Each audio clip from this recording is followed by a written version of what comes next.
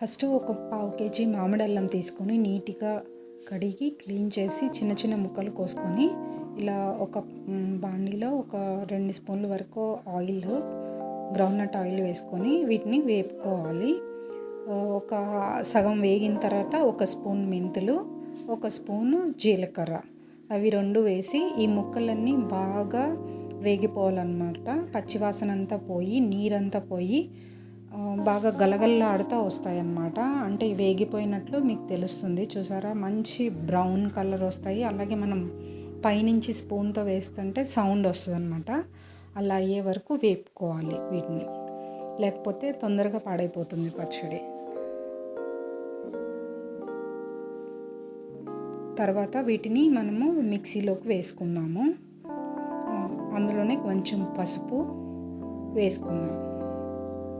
దీనికి నేను కారం వేయకుండా ఇలా పండు మిరపకాయ తొక్కు ఉంటుంది కదా, అది ఒక 100 గ్రామ్స్ వరకు తీసుకున్నా. అది చింతకాయ తొక్కు అండ్ ఒక 50 గ్రామ్స్ వరకు బెల్లము తురిమి పెట్టుకున్నా. ఫస్ట్ ఈ 3 వేస్తున్నా. తర్వాత కల్లుప్పు కూడా వేసేసుకొని ఫస్ట్ బెల్లం వేసుకొని బాగా ఒక మెత్తగా అయ్యే వరకు మిక్సీ చేసుకొని, తర్వాత ఈ చింతపండు, పండు మిరపకాయ కూడా వేసుకొని ఇలా మెత్తని పేస్ట్ లాగా కొట్టుకోవాలి.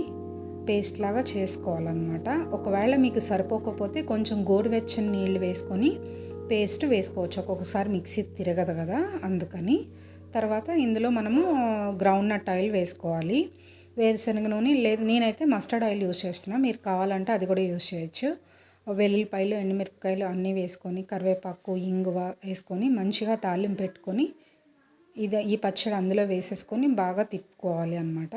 ఒక 2 డేస్ తర్వాత సరిపోకపోతే ఇంకొంచెం నూనె కాసి అందులోకి పోసుకోవాలి. నూనె, ఉప్పు కరెక్ట్గా ఉంటే మాత్రమే పచ్చడి నిలవ ఉంటుంది. సో మీరు కూడా ఒకసారి ట్రై చేయండి. ఇది సీజన్ కాబట్టి మామిడి అల్లము అవైలబుల్గా ఉంటుంది. చాలా మంచిది కూడా, డైజెషన్ కూడా. మీరు కూడా ఒకసారి ట్రై చేసి చూడండి.